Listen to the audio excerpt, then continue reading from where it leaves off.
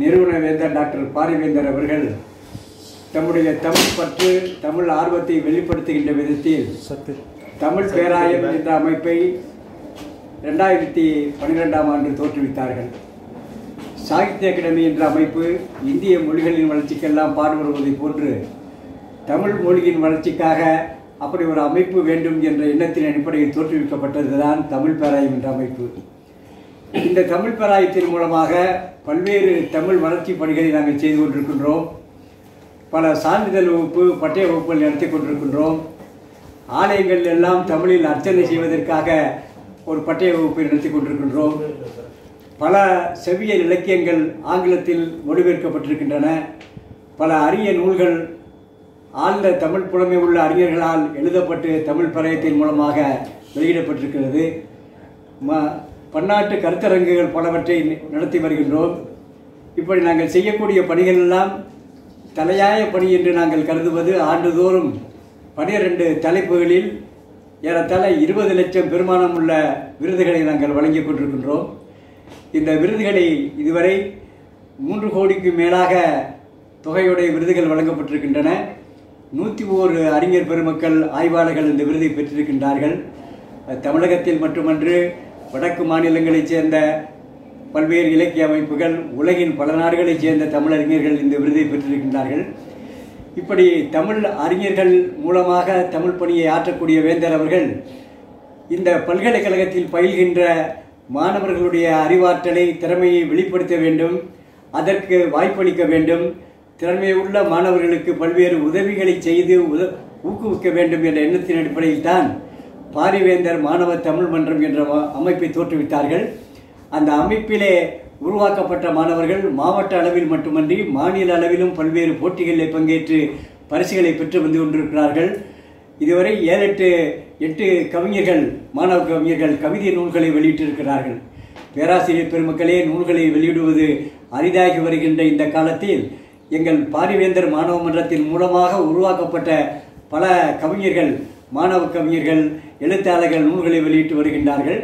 இப்படி நம் பல்கலைக்கழக மாணவர்களுக்கு மட்டும் இந்த வாய்ப்பை தந்தால் போதாது, தமிழகத்திலே உள்ள அனைத்து மாணவர்களுக்கும் ஏதாவது ஒரு விதத்தில் உதவி செய்ய வேண்டும் என்ற வேந்தர் அவருடைய விருப்பத்தின் அடிப்படையில் தான் சொல் தமிழா சொல் என்ற தலைப்பில் மாநில அளவிலான மகத்தான பேச்சு போட்டியை நாங்கள் வேந்தர் அவர்கள் வழிகாட்டலில் நடத்தி கொண்டிருக்கின்றோம். தமிழகத்திலே உள்ள அனைத்து மாவட்டங்களும் 9 மண்டலங்களாக பிரிக்கப்பட்டிருக்கின்றன.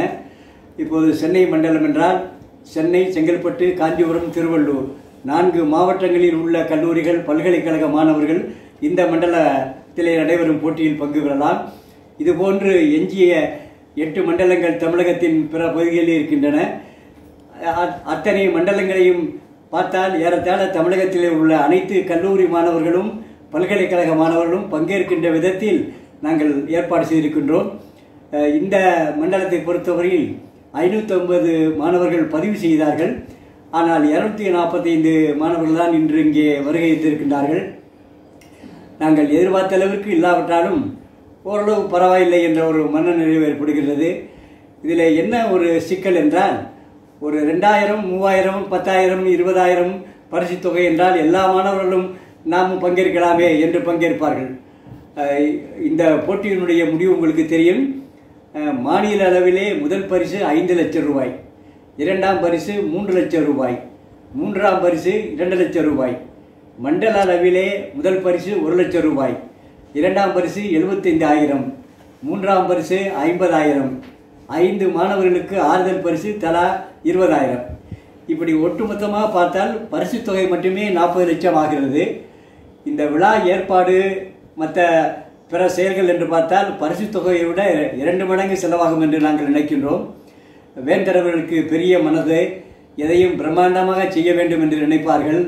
ஒரு பொங்கல் விழா நாங்கள் நடத்தினோம் சில நாட்களுக்கு முன்பாக. அரை நாள் நிகழ்ச்சி தான்.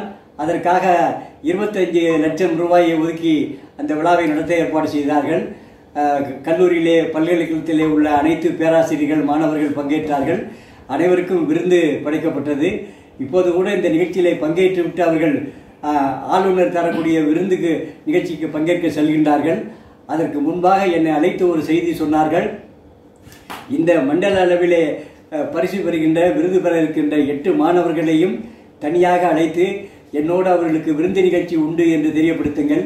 இதே போன்று ஒவ்வொரு மண்டலமும், அது கடலூர் மண்டலமோ, தஞ்சை மண்டலமோ, திருச்சி மண்டலமோ, மதுரை மண்டலமோ, நெல்லை மண்டலமோ, கோவை மண்டலமோ, சேலம் மண்டலமோ, எந்த மண்டலமாக இருந்தாலும் சரி, அந்த மண்டல அளவிலே வெற்றி பெறக்கூடிய மாணவர்களை நம்முடைய செலவில் அழைத்து என்னோடு அவர்கள் விருந்து உண்ணக்கூடிய வாய்ப்பை நாம் தர வேண்டும் என்று அடுத்தடுத்து, ஏற்கனவே அது விருதே அதிகமாக தர்றான், இது போதும் என்ற மனநிறைவு இல்லாமல் மேலும் அந்த மாணவர்களை, விருது பெற்ற மாணவர்களை எவ்வாறு ஊக்கப்படுத்தலாம் என்று எண்ணக்கூடிய அந்த பெரிய மனசு இந்த பல்கலைக்கழக நிறுவன வேந்தரை தவிர வேறு எத்தனை வேந்தர்களுக்கு நாட்டில் இருக்கிறது என்று தெரியவில்லை. அந்த அளவிற்கு தமிழ் ஆர்வம் பற்று மட்டுமல்ல, பிறருக்கு உதவ வேண்டும் என்ற அந்த உயர்ந்த எண்ணத்தின் அடிப்படையில், அதுவும் குறிப்பாக மாணவர்களுக்கு உதவி ஊக்குவிக்க வேண்டும், அடுத்த தலைமுறையை நன்கு உருவாக்க வேண்டும் என்ற எண்ணம் அவர்களுக்கு உண்டு. மாணவர்கள் தமிழ் பற்று உள்ளவர்களாக, நாட்டை பற்றிய உணர்வுள்ளவர்களாக இருப்பதோடு அரசியலை பற்றிய விழிப்புணர்ச்சி அவர்களுக்கு அதிகம் தேவை என்று அவர்கள் அடிக்கடி கவலைப்படுகிறார்கள். ஏனென்றால் பல மாணவர்கள் தங்கப்பதக்கம் பெறுகிறார்கள், மாநில அளவில் பரிசுகள் எல்லாம் பெறுகின்றார்கள். ஆனால் நாட்டை பற்றி, நாட்டை ஆள்பவர்களை பற்றி, அரசியல் கட்சிகளை பற்றி தெளிவில்லாமல் இருக்கின்றார்கள். மாணவர்களோடு பேசும்போது அதை இங்கே குறிப்பிட்டு பேசினார்கள், அந்த தெளிவு இல்லாமல் இருக்கிறார்களே என்று. அந்த தெளிவையும் அவர்கள் பெற வேண்டும் என்பதற்காகத்தான் இந்த போட்டிக்கான தலைப்புகளில் நாட்டை பற்றி உண்டு, மொழியை பற்றி உண்டு, பெண்கள் மேம்பாடு உண்டு, கலை பண்பாடு உண்டு, அதோடு அரசியலும் உண்டு. அரசியலை பற்றியும் ஒரு விழிப்புணர்ச்சி கண்டிப்பாக ஒவ்வொரு மண்டலத்திலையும் அந்த தலைப்பு தர வேண்டும் என்று எங்களுக்கு படித்திருக்கிறார்கள். அப்படித்தான் இன்றும் இங்கே கொடுத்தோம். மாணவர்கள் கூட அரசியலை பற்றி பேசினவர் நன்றாக பேசினார்கள். நான் முதல்வரானால் அரசியல் கட்சிகளும் கொள்கைகளும் என்ற தலைப்பெல்லாம் பேசினார்கள். இப்படியெல்லாம் பேசுவதன் மூலமாக அவருடைய பேச்சாற்றல் மட்டுமல்லாமல் வேந்தர்கள் எதிர்பார்க்கின்ற விதத்தில் நல்ல விழிப்புணர்ச்சி பெறுவார்கள் என்று நாங்கள் நம்புகிறோம். அந்த எண்ணத்தில் தான் இந்த போட்டிகள் நடைபெறுகின்றன. இந்த போட்டியை ஒளிப்பதிவு செய்யக்கூடிய நீங்கள் நாடெங்கும் இந்த செய்தியை, நல்ல செய்தியை பரப்பினால் அடுத்தடுத்த மண்டலங்களில் அதிகமான மாணவர்கள் பங்கேற்று எங்களுடைய நோக்கம் 100 விழுக்காடு வெற்றி பெறுவதற்கு உங்களுடைய பேர் உழைப்பு, ஒத்துழைப்பு உதவியாக இருக்கும் என்று நான் கருதுகிறேன். நன்றி.